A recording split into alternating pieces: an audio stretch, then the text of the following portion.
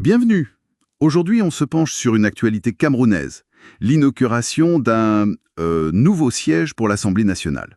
Oui, un bâtiment présenté comme ultra moderne et qui porte le nom du président actuel, Paul Biya. Et le point de départ, c'est que ce bâtiment est officiellement décrit comme un don de la Chine. Exactement. Et nous, on s'appuie sur une analyse critique, assez pointue, qui justement décortique un peu tout ça. Notre objectif, donc, regarder de près les controverses, le coût, le financement, la nécessité même du projet, et puis toute la symbolique autour. C'est ça. La source qu'on a est vraiment une analyse qui, disons, pose beaucoup de questions sur cette version officielle des faits. Elle invite à gratter un peu le vernis. D'accord. Alors, commençons par ce récit officiel. On part d'un cadeau généreux de la Chine, un joyau architectural.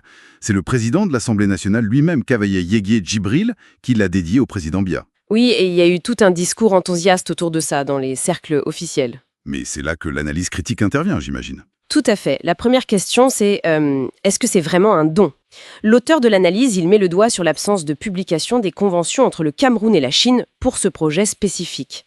C'est déjà un point un peu opaque. Pas de transparence sur l'accord de base, donc.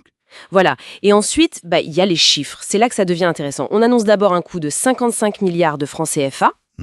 Puis, une semaine plus tard, à la télévision d'État, on parle de 60 milliards. Ah oui, quand même, 5 milliards de différence en une semaine. Exactement. Et ce flou est d'autant plus frappant que, si on regarde en arrière, en 2017, le ministre des Finances de l'époque, Louis-Paul Motazé, avait annoncé un prêt chinois. Après, pardon. Oui, un prêt de 16,7 milliards de CFA, justement pour la construction de ce même siège. Alors, don ou prêt, c'est une vraie question. C'est pour le moins confus. Et il y a aussi cette histoire de contribution personnelle de Paul Biya, 1,9 milliard, c'est ça? Oui, et c'est avancé comme justification pour le nommage du bâtiment. Mais l'analyse pose la question, 1,9 milliard sur un coût final de 60 milliards, ça fait quoi, 3%? Pas énorme, effectivement. Est-ce que 3% suffisent à justifier le nom, alors que les 58 autres milliards, ils viennent d'où? Probablement d'emprunts, non? Et si ce sont des emprunts? Ce sont les contribuables qui remboursent au final.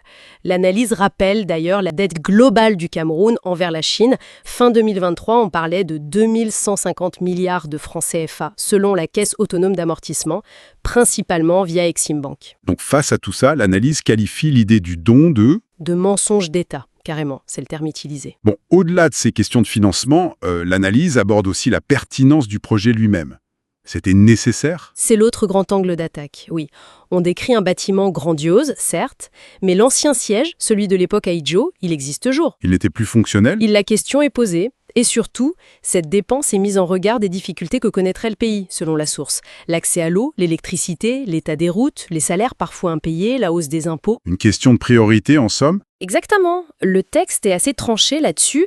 Il parle d'un palais qui ne sert à rien sur le plan économique.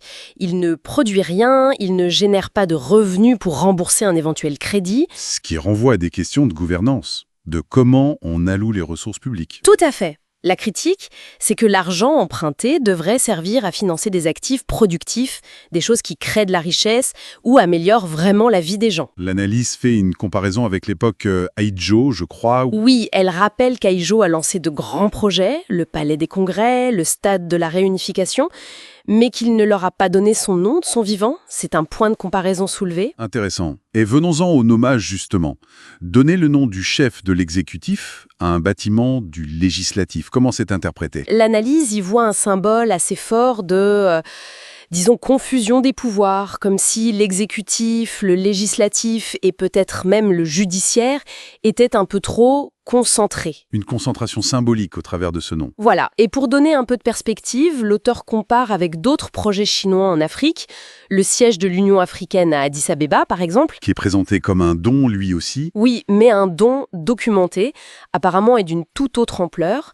L'analyse mentionne aussi le dynamisme d'autres pays, Côte d'Ivoire, Éthiopie, Sénégal. Qui construisent aussi, mais différemment. Qui construisent beaucoup, avec des budgets souvent plus importants, de meilleures conditions d'emprunt, mais sans forcément cette pratique de nommer les édifices du nom du dirigeant en place. C'est du moins ce que suggère la source. Et l'analyse va plus loin sur les contreparties possibles de ce don chinois. Oui, elle émet une hypothèse assez grave, celle que les ressources du sous-sol camerounais pourraient être en quelque sorte hypothéquées, via une entreprise chinoise, Sinostyle. En garantie ou en échange de ces financements. Ah oui, et ça ajoute une autre dimension. Don contre ressources potentielles. C'est une allégation présente dans le texte, oui. Donc, pour résumer, si on suit cette analyse critique, on a une situation assez tendue. D'un côté, la célébration officielle d'un nouveau symbole national, Mhm. et de l'autre, une cascade de questions sur la réalité du financement, dons ou dettes déguisées, sur l'opportunité de cette dépense vu le contexte national. Et sur la signification politique de ce nom, Paul Biya, apposé sur le siège du pouvoir législatif. Surtout quand on compare avec ce qui se fait ailleurs. Exactement. La tension est là. Au final, qu'est-ce que cette situation, telle que décrite par la source, nous dit de plus large? Eh bien, je pense que ça soulève des questions fondamentales sur la transparence, n'est-ce pas? La transparence dans la gestion de l'argent public, dans les accords internationaux. Ça interroge aussi sur la soutenabilité de la dette, surtout quand elle finance des projets qui ne sont pas directement productifs économiquement. Et sur le lien entre politique et patrimoine. Précisément, comment le patrimoine national qu'on construit aujourd'hui est lié ou parfois même façonné par l'héritage politique personnel. Comment on présente ces grands projets au public? Quelles questions ça devrait nous amener à poser en tant que citoyens ou observateurs? C'est peut-être ça la réflexion